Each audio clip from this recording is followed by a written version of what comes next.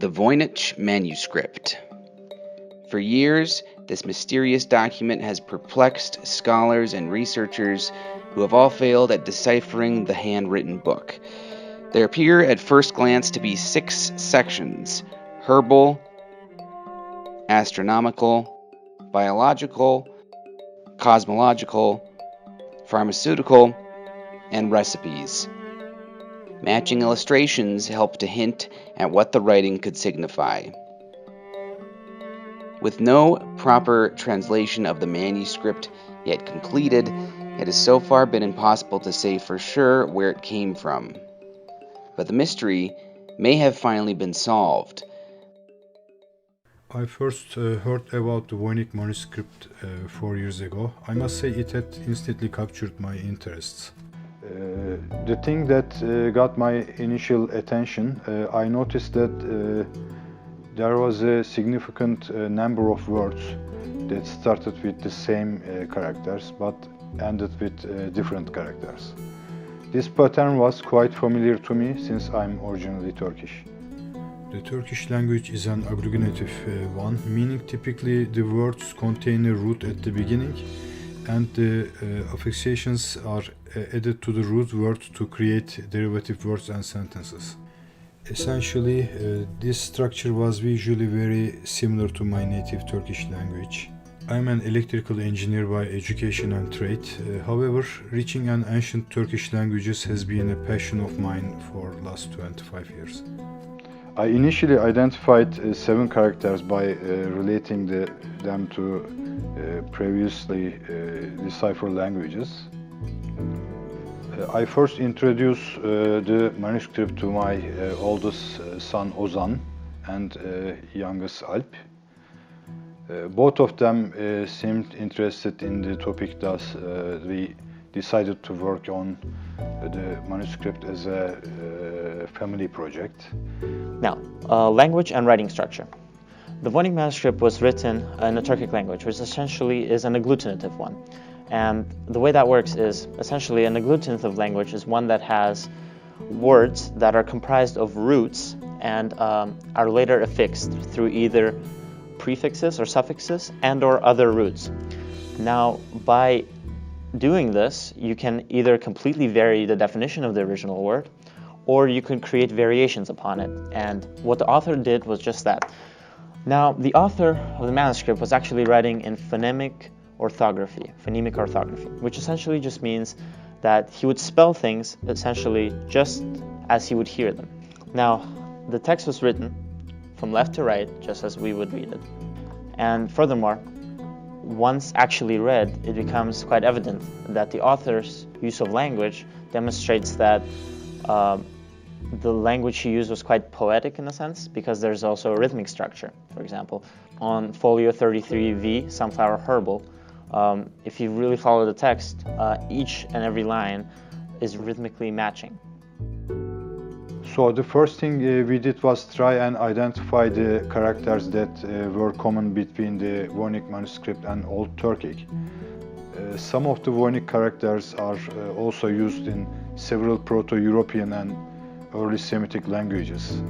After matching the first 7 characters, our next step was to identify those figures and illustrations with unique words labeled next to them.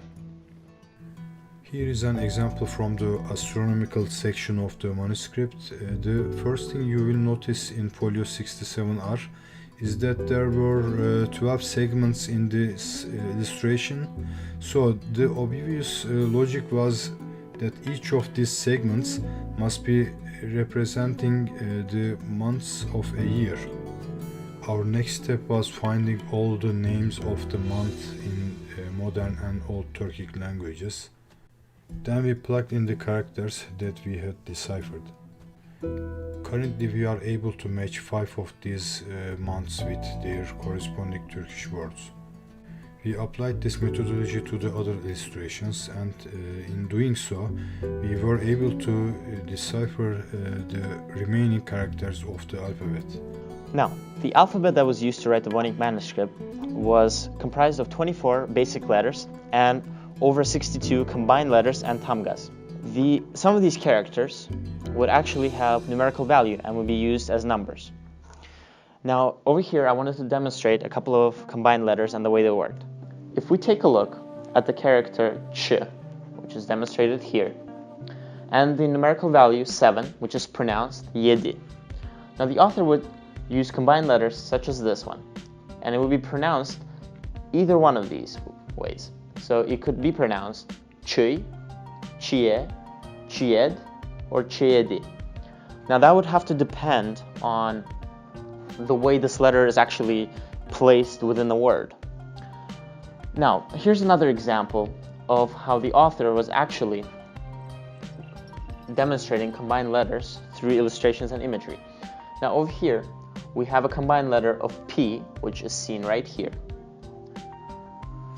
And it's inverted sideways and placed beside an I, which is sound. So together, or E. Together, the sound would make ip. Now, ip is translated in Turkic, and to this day, it still remains as so, as rope. And oddly enough, the author actually drew this character in the shape of a rope. And here it says oiçolar, which just essentially means measurement. It says rope measurements.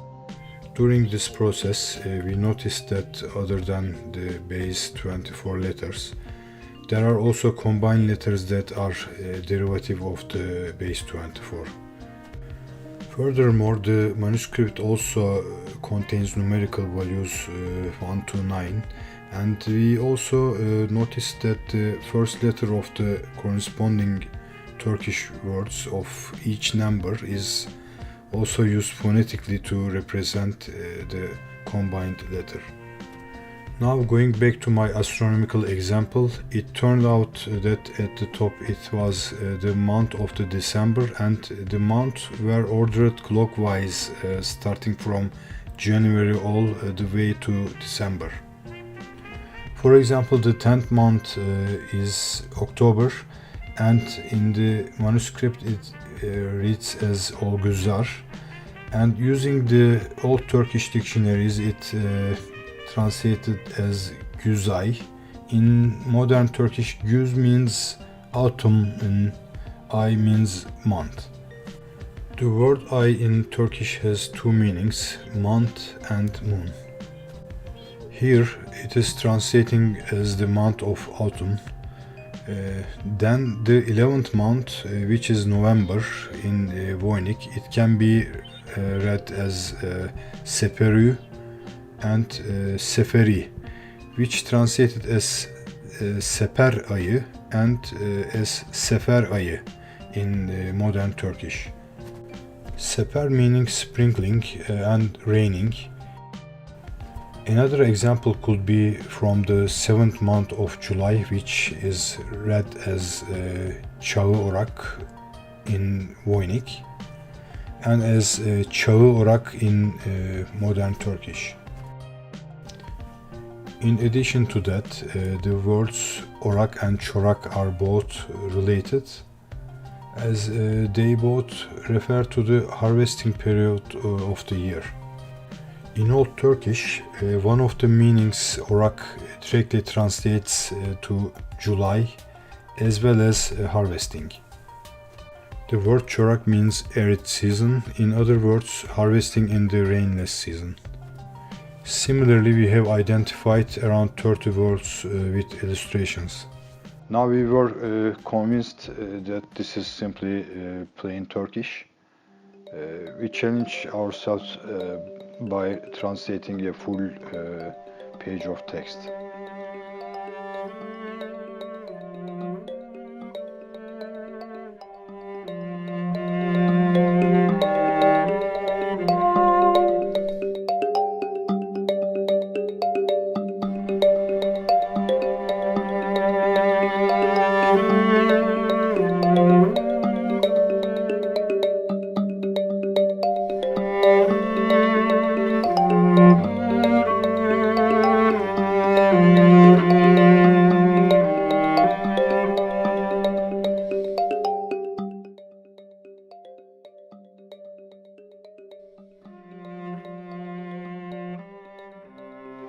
Something interesting to note in this translation is the mention of the dying branch, the third branch.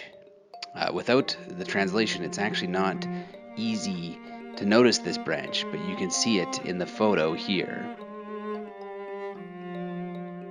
Another example of us testing this theory will be found on page 58R. We selected that page off of random, and we selected the first paragraph out of it, which contained 131 words. And out of those 131 words, using this method, we derived 28 of them via just direct translation. As a result, we currently have found over 300 different words and have deciphered sufficient vocabulary that enable us to read 30% of entire manuscript.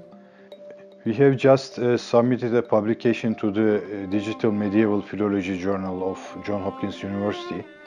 We invite all the other academics interested in the matter to join us in decoding the rest of the manuscript.